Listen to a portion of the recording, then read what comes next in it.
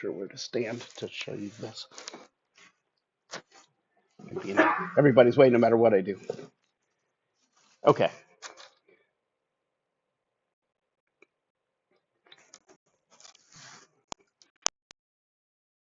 Me in the, because that's what's going to be recorded. All right. So today we're going to do relatively quickly. We're going to talk about what is OCD, how does it affect, how does it differ from other anxiety disorders, common types, current treatment methodologies, and some medications that are used. Meet Ozzy D.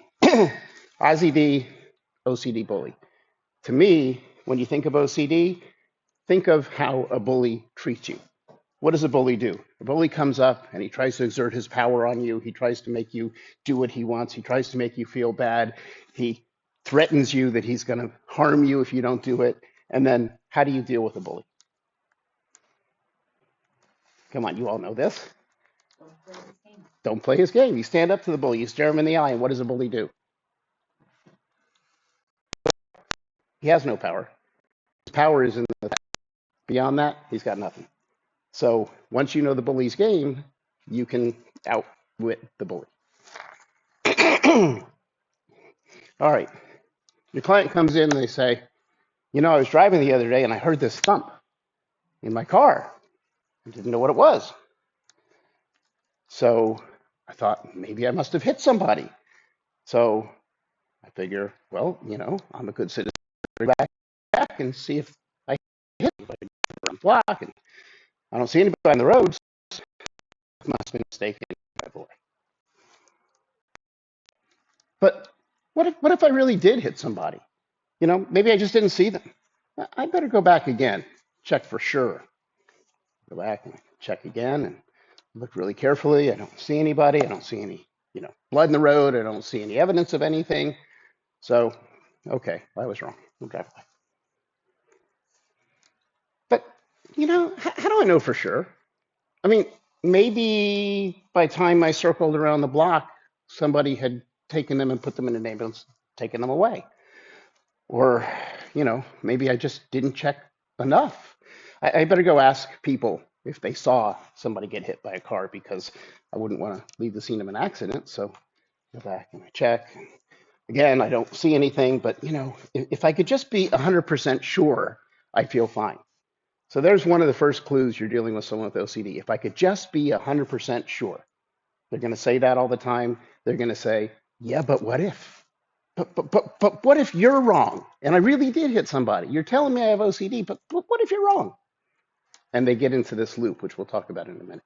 So that's an example of hit and run OCD, which is one of a common type of OCD. They think they hit somebody because Ozzy D says, hey, you hit somebody. And then they check and they check and they check and they don't see anything, but they just don't know for sure. And they want to know for sure. And they come to the counselor and they say, could you just tell me for sure? And then the counselor, I'm sure. There's no damage on your car. There's no evidence of it. You're good. Yeah, but maybe you're wrong. And they can't get anywhere. They want that 100%. So OCD is also called the doubting disease. But these are some common things to listen for. Yeah, but what if I could know for sure? General definition. OCD is experiencing unwanted intrusive thoughts or urges, which are your obsessions, that generate anxiety, followed by the use of rituals to try to reduce or eliminate the anxiety, which are your compulsions. Patients try to solve an unsolvable problem or try to prove the unprovable. And most people are diagnosed by age 19, typically earlier onset in boys, although onset post 35-year-old does happen. I have patients of all ages. Youngest, typically 11-ish, some younger. Parents have questioned, but it gets harder when you get into little kids like that. How do you know if it's OCD? The person can't control their obsessive thoughts or compulsive behaviors. They spend at least 1 hour a day on them. They don't get pleasure when performing compulsions and experience significant problems in daily life due to obsessions and compulsions. This is your DSM type of criteria. 1 in 40 people experience OCD. I'm not going to go too deep into the cause of OCD because we don't know for sure. The theories are it's Genetic potentially, but we don't have the science to know for sure yet. 1 in 4 children of parents with OCD develop OCD. Typically, when I talk to patients, it's almost sure that they're going to tell me that somebody in their family tree has OCD. And then as to the causes, again, there's operant conditioning and classical conditioning, which go into the responses to the OCD. And again, not enough time today to get deep into that. I just want to kind of mention it. We'll do it in the other training. Make you aware there is something called PANS and PANDAS. It's OCD, but it's an outlier, meaning some kids sometimes can get an infection like strep. And as a result of the infection, they exhibit OCD. But once you treat the infection, the OCD goes away. Then we get into a whole other discussion on PANS and PANDAS, which I'm not getting into today. We do a whole discussion about it. But suffice to say that PANS and PANDAS, for today's purposes, very similar. Just know that it exists. Okay, triggers for OCD. There's none needed. In other words, I have clients who come in and they'll say, oh, I think back to my childhood. I've always been this way. Thoughts just sort of come up at random times for different things. And then there's those who come in and they say, I had this traumatic event, and they'll describe the event to me.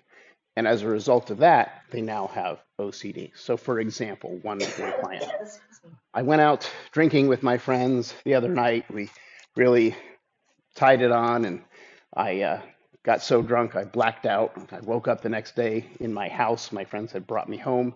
And then I had this thought that maybe I had said this thing when I was out. And this thing was so bad. He still, to this day, won't tell me what it was. But I need to know whether I said this thing. And so I asked my friends, and they said, no, we didn't hear you say that. But maybe they're wrong. So I went back to the bar and I talked to the waiter and people to see if they knew that I said it. And they told me they didn't hear it. But I just think that maybe I did. And just like we described with the car accident thing there, back and back, man, he couldn't get past that.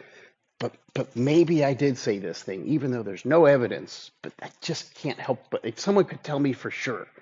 So there's an example, something from trauma. All right, let's talk about the OCD process. This is probably the most meaningful slide here today. The way that I look at it, the OCD process works in 2 different worlds. We have the here and now, which is what we're all in, and then we have the OCD process world. So what's the difference? In the here and now, there's 2 things that happen. There's a trigger, which doesn't have to be an outward trigger, like I was just saying, just something, the thought just sort of comes up. It could be triggered by something we saw or whatever, or it could just come up on its own because OCD decided I'm putting that thought in your head. And that trigger triggers obsessive thoughts. So the obsessive thought, maybe I said this thing, maybe I hit somebody in my car, maybe my hands are contaminated and I'm going to get sick, maybe whatever it may be, on and on and on, right? We have this obsessive thought. Now, most people, they could have a thought, maybe I hit somebody with my car. And maybe you'll go back one time and check, and you don't see anybody. You're like, okay, I was wrong. It was just, oh, look, that was a pothole that I hit. I'm good. And they go on with their life. Not with OCD.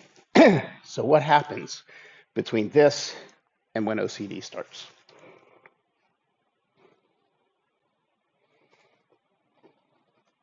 Okay, the first thing that happens that gets you into the OCD cycle is obsessive doubt, which is different from an obsessive thought. An obsessive thought is you just have that thought. Obsessive doubt is based on doubt. What is doubt?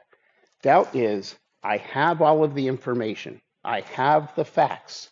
I just don't believe them. So I drove around the block. I looked. I didn't see anybody.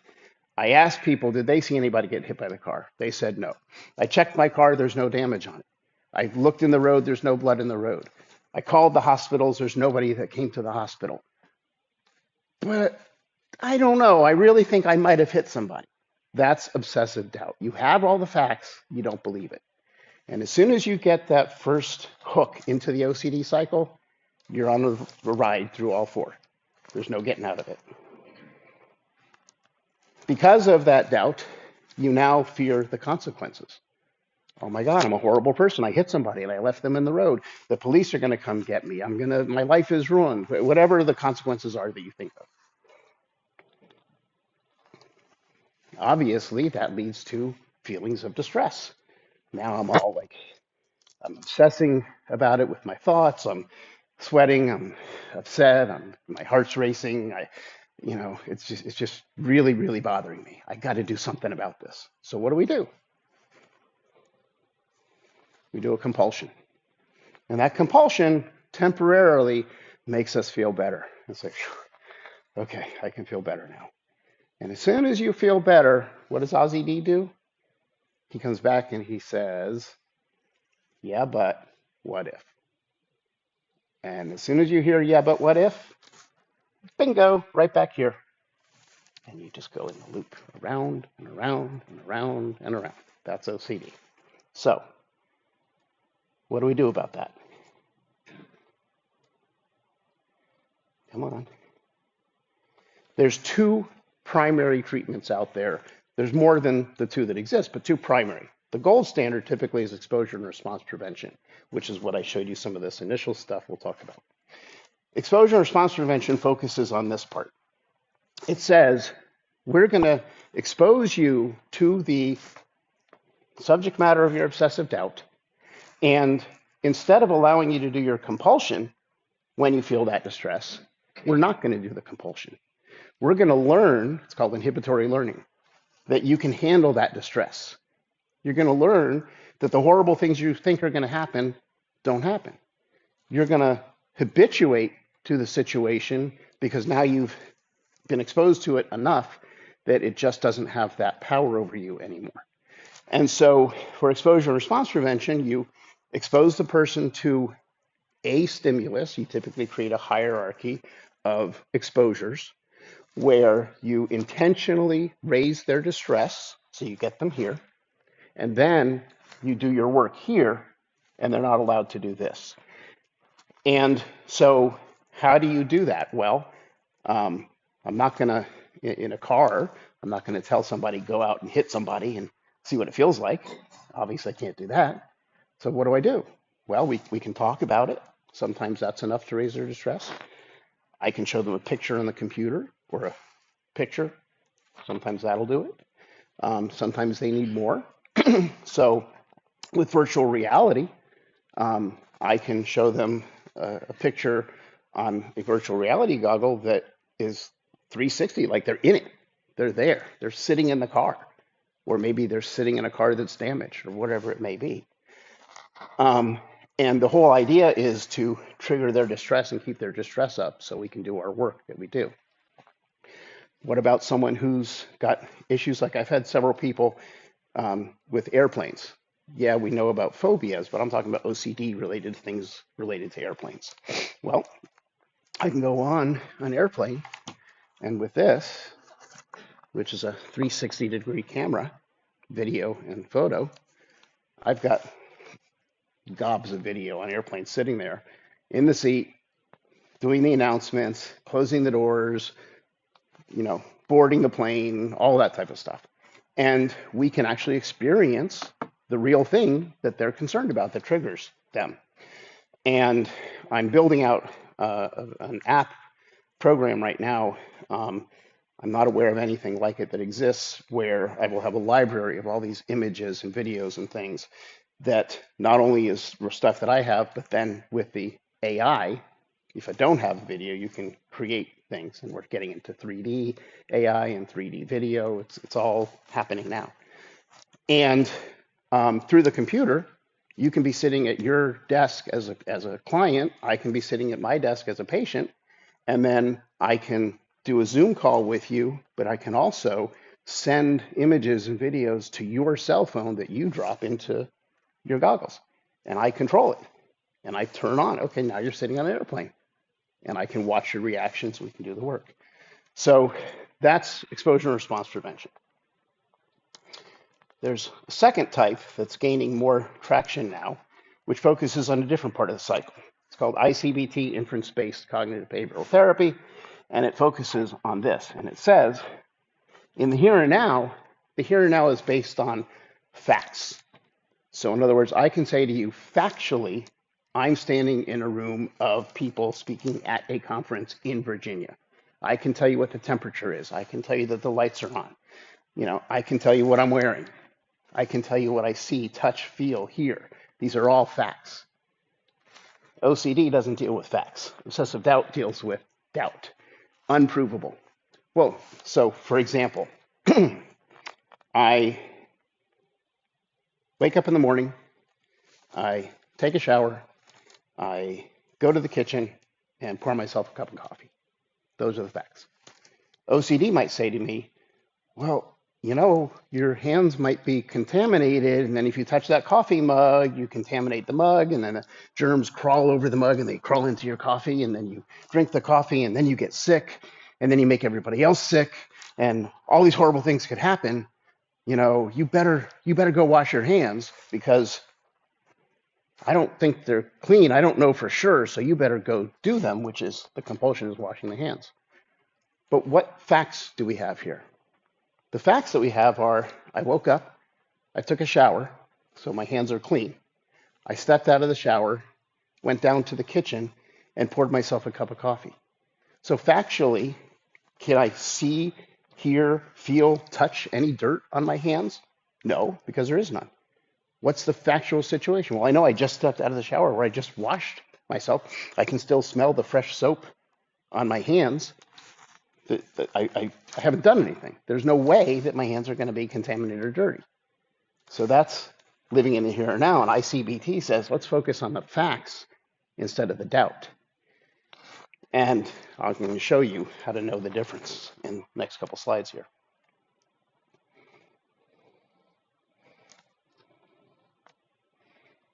Okay, so I have come up with what I call the doubt lexicon, which is 9 different types of phrases or things that we will talk about which show us that we're in that OCD part of the cycle. So when a client hears themselves saying any of these types of things, and they compare it to the chart that I teach them, and then I give them homework so they map it all out, they will know that they're using doubt lexicon, which means I'm in the OCD cycle. So now they have a choice. They can move back to the here and now by examining the facts, or if they stay in the OCD cycle, they know what the 4 steps are. And then we also do some ERP so they can handle it when they're used to doing ERP. So doubt lexicon, things out of your control. This is where people talk about, well, but they said, or everybody knows, or whatever. Well, who's they? Who's everybody? There is no such thing. And so, I can't control the rest of the world. Well, they said this hotel is going to burn down in 5 minutes. Well, maybe they did. I can't do it. So that's doubt, because you can't prove one way or the other. There's no way. Emotion over logic. Well, snakes make me feel scared because I'm afraid of getting bitten. So that snake over there that's crawling away, that's about this big, that's a little garter snake, oh my God, it might turn around and quickly run to me and bite me and kill me, even though it's not venomous. So emotion over logic. It might, could. Confirmation bias. This is a really big one these days with the internet. People will go and come up with some idea, and they'll go onto the internet and they'll search and search and search and search and search until they find something that they can say proves what their thought may be. So for example, a client with a new baby. Oh my gosh, bleach is dangerous for my child. So I've been searching the internet. I know that I shouldn't use paper towels because paper towels are bleached in the process when they're making paper towels. So there's still bleach on them and they're going to kill my baby. Things that make absolutely no sense. Bleaching, there's dentists bleach your teeth. Bleaching agents are different. Bleach doesn't mean bleach. Bleach means a lot of different chemicals, a lot of different things. But they put it all together to or this confirmation bias, and they search and they search and they search and they search, and they can't get out of that because they want to prove, but they can't prove it. Overgeneralization. You can see that we make information fit our expectations. If I fear chlorine, I can find data showing that it's harmful, but I conveniently ignore how much is harmful and what concentration and how it's used and all that. We don't want to talk about that because that doesn't support what I want to believe. Complex over simple thinking. Yeah, this is a great one. Occam's razor. I don't know if you've ever heard of Occam's razor, but he's a philosopher, and this is what he had come up with. But basically, his belief is that the simplest, most direct explanation for something is probably the true one. In the doubt lexicon, we develop an unverifiable rationale supporting doubt. I'm afraid of viruses. I touched a public doorknob, so I don't want to eat food until I wash my hands.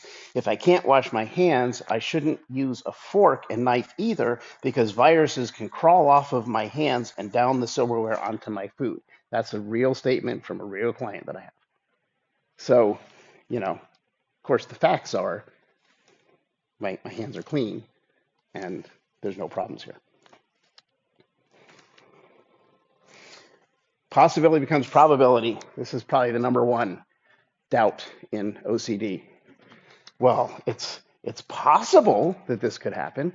It's possible that a lightning bolt could come down and strike this hotel right now, setting it on fire, and it's possible that there's old ammunition underneath this hotel that we didn't know about that blows up and blows a massive crater, and we all get obliterated in 5 minutes. It's possible. It's not probable. Anecdotes. Who can we trust better than ourselves? I remember a time that when I was a kid, there was a dog that was barking and snarling at me, and if it wasn't on a leash, I bet it would have bit me. So there's a dog over there who's wagging his tail and got his tummy in the air, but he might bite me. Dogs, that could happen. So that's a personal anecdote that I had. Hearsay is someone else's anecdote, basically. Well, my friend told me that they saw this dog when they were a kid, and all these horrible things happened. False causation, the mixture, the conflating correlation and causation. A patient may report, I have avoided stepping on sidewalk cracks for the last 10 years, and during that time, my mother has not broken her back. This is a correlation. It's not a causation. It's also a correlation that in the last 10 years, I did not step on a crack, and I aged 10 years. So would you say that avoiding stepping on cracks caused you to age 10 years?